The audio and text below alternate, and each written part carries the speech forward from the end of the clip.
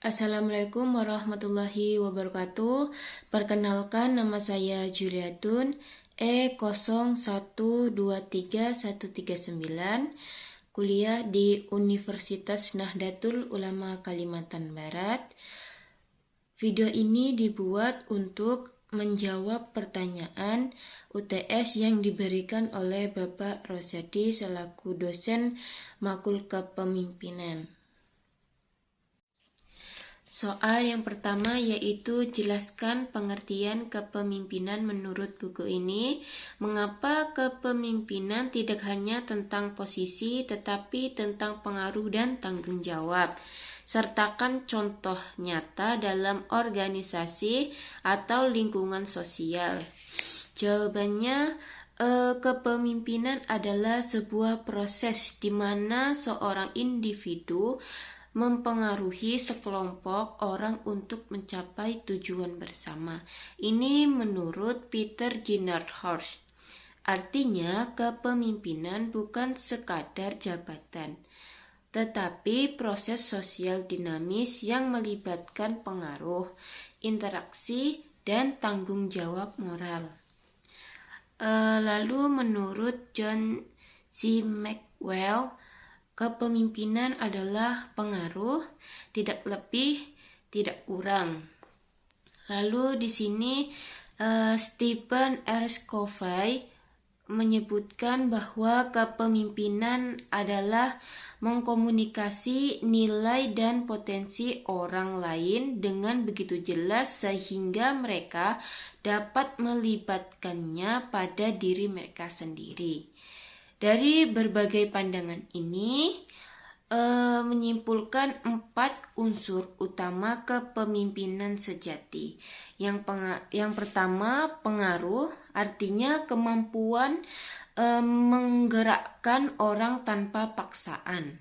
Yang kedua, proses, artinya bukan sifat bawaan, tetapi hasil pembelajaran dan pemahaman.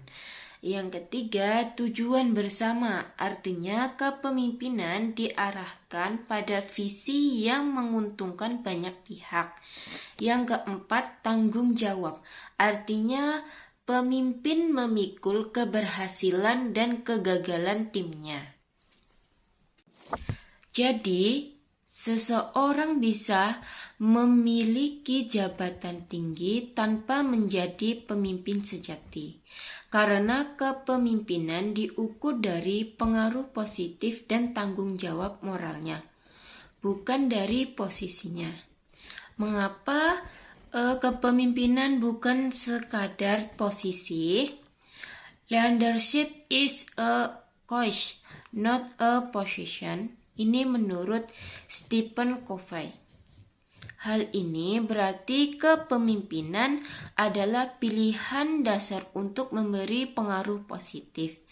Terlepas dari jabatan formal, seorang mahasiswa, guru, atau pegawai bisa dapat menjadi pemimpin ketika mereka memberi inspirasi bagi rekan-rekannya, mengambil tanggung jawab dalam menyelesaikan masalah, menjadi teladan dalam etika dan kerja.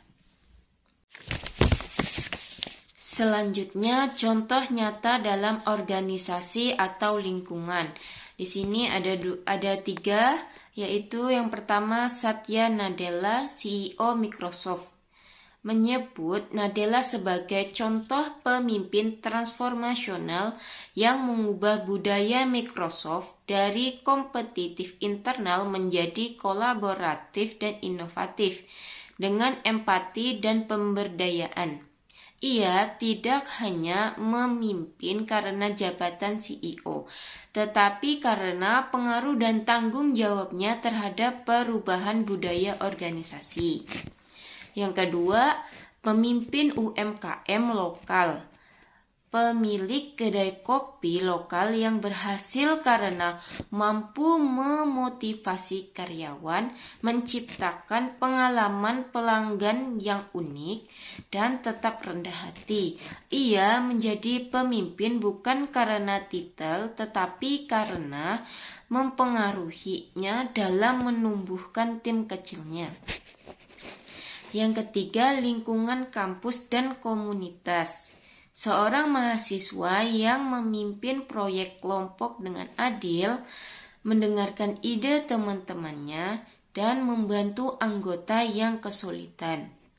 Sudah menunjukkan kepemimpinan sejati meskipun tanpa jabatan resmi. Selanjutnya, jelaskan 3 sifat utama yang harus dimiliki seorang pemimpin menurut pembahasan bab ini. Analisis bagaimana kepribadian pemimpin mempengaruhi pola kerja dan dinamika kelompok. Jawabannya, 3 sifat utama seorang pemimpin. Yang pertama, integritas. Pemimpin harus memiliki karakter jujur, dapat dipercaya, dan konsisten antara ucapan dan tindakan. Integritas menciptakan kepercayaan dalam tim dan menjadi dasar legitimasi moral seorang pemimpin. Contoh, pemimpin seperti B.J. Habibie terkenal dengan integritasnya yang tinggi, menjadikan beliau panutan moral dalam birokrasi dan inovasi nasional. Yang kedua, kecerdasan. Pemimpin yang efektif memiliki kecerdasan intelektual, emosional, dan spiritual untuk memahami situasi, memecahkan masalah, serta membuat keputusan strategis. Contoh, seorang manajer yang mampu menganalisis pasar dengan cerdas sambil memahami emosi timnya akan lebih efektif dalam menghadapi perubahan organisasi. 3. Komunikatif, yaitu kemampuan menyampaikan visi, gagasan, dan instruksi dengan jelas serta keyakinan diri yang kuat sangat penting agar mengikuti, memahami arah dan tujuan bersama. Contohnya, pemimpin demokratis dalam rapat tim yang mampu mendengar, berdialog, dan mengarahkan keputusan bersama akan meningkatkan partisipasi anggota. Analisis pengaruh kepribadian pemimpin terhadap pola kerja dan dinamika kelompok. Menjelaskan bahwa kepribadian pemimpin membentuk atmosfer sosial dan kinerja kelompok. Pemimpin otoriter artinya menciptakan pola kerja yang cepat dan terkontrol, tetapi menurunkan moral serta kreatif anggota. Pemimpin demokratis, yaitu membangun suasana kerja partisipatif dan kolaboratif, meningkatkan kepuasan serta loyalitas tim. Pemimpin laissez-faire, yaitu memberi kebebasan penuh yang dapat mendorong inovasi bila tim sudah matang, namun berisiko menimbulkan kebingungan bila tidak diarahkan. Kepribadian stabil secara emosional dan memiliki empati tinggi akan menciptakan hubungan interpersonal yang sehat, mendorong motivasi interaksi, memperkuat kohesi atau kekompakan kelompok. Sebaiknya pemimpin yang mudah marah, tidak konsisten, atau tertutup akan menimbulkan kecemasan, konflik, dan menurunkan produktivitas tim. Soal yang nomor 3, yaitu setiap pemimpin memiliki gaya kepemimpinan yang berbeda. Jelaskan 3 gaya kepemimpinan yang dibahas dalam bab ini dan bandingkan kelebihan serta kelemahannya dalam situasi organisasi yang berbeda. Di sini yang pertama, gaya kepemimpinan otoriter. Ciri-cirinya, pemimpin menurunkan semua keputusan secara sepihak. Yang kedua, komunikasi satu arah dari atas ke bawah. Yang ketiga, pengawasan ketat terhadap bawahan.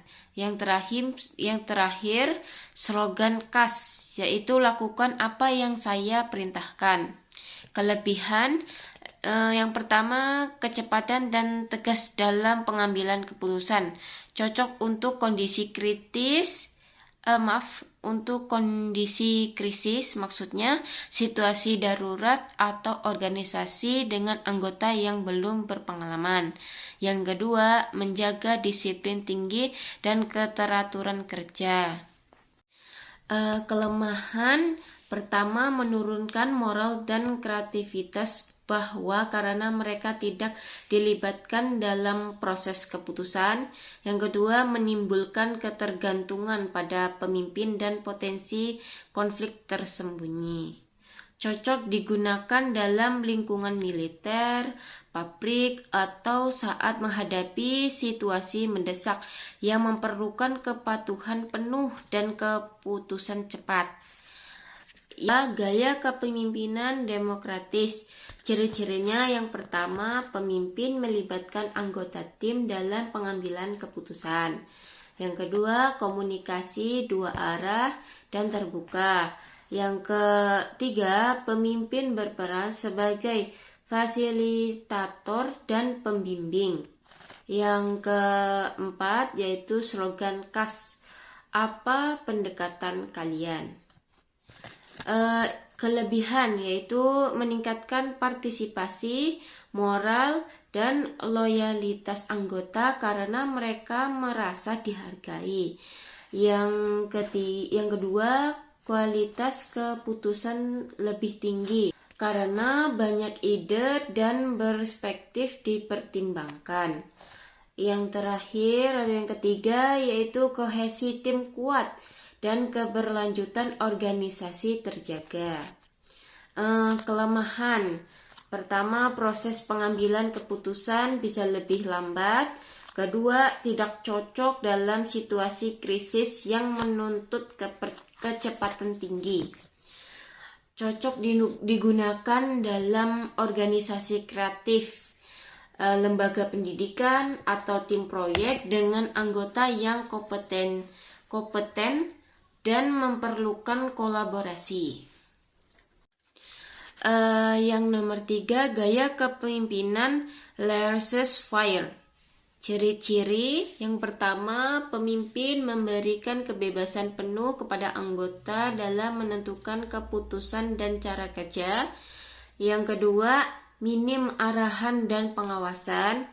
Yang terakhir, slogan khas, serahkan pada kalian. Kelebihan, mendorong otonomi dan inovasi, terutama pada tim profesional yang sudah matang dan mandiri. Yang kedua, dapat menciptakan kreativitas tinggi jika anggota memiliki kompetensi yang kuat. Kelemahan, yang pertama, kebingungan dan kekacauan dapat muncul jika anggota tidak siap atau kurang disiplin. Yang kedua, pemimpin bisa dianggap tidak peduli atau pasif. Cocok digunakan dalam tim riset, proyek kreatif, atau organisasi berbasis keahlian, di mana anggota sudah sangat terampil dan termotivasi. Lalu perbandingan singkat. Di sini ada aspek otoriter, demokratis, dan laissez-faire. Yang aspek di sini ada peran pemimpin, keterlibatan anggota, efektivitas dalam krisis, efektivitas untuk inovasi, moral dan kepuasan tim. Otoriter di sini ada mengontrol penuh, rendah, sangat efektif, rendah, dan selanjutnya juga rendah. Demokrasi, maksudnya demokratis. Di sini ada mengarahkan, melibatkan, lalu tinggi, terus kurang cepat. Di sini ada tinggi dan tinggi. Selanjutnya laissez-faire, yaitu memberi kebebasan penuh, sangat tinggi, tidak efektif, efektif sangat tinggi, terus variatif yaitu tergantung kompetisi tim. Nah, soal yang nomor 4, kepemimpinan tidak dapat dipisahkan dari komunikasi. Jelaskan peran komunikasi efektif dalam mempengaruhi bawahan dan menjaga hubungan kerja. Berikan contoh bentuk komunikasi pemimpin yang dapat meningkatkan motivasi anggota.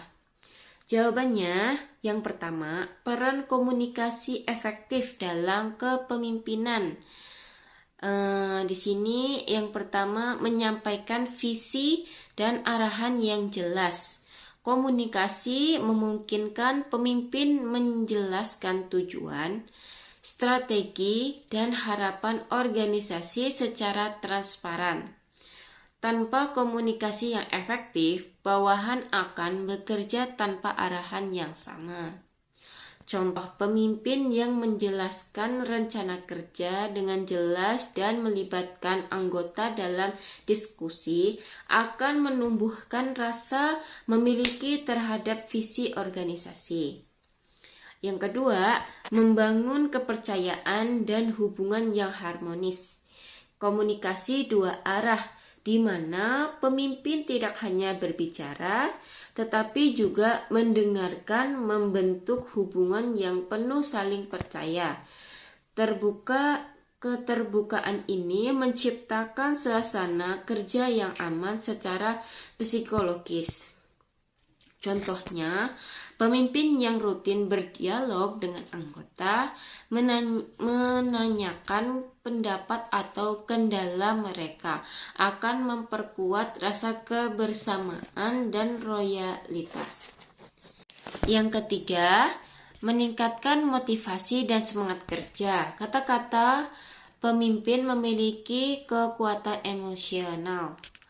Melalui komunikasi yang positif, aspiratif, dan empatik, pemimpin dapat menumbuhkan semangat kerja dan motivasi intrinsik anggota.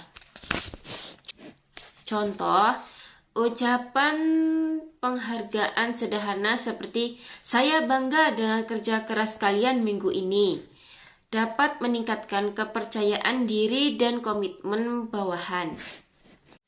Yang keempat, mengatasi konflik dan mencegah kesalahpahaman. Komunikasi yang terbuka membantu pemimpin menyelesaikan masalah sejak dini dan menghindari konflik yang lebih besar.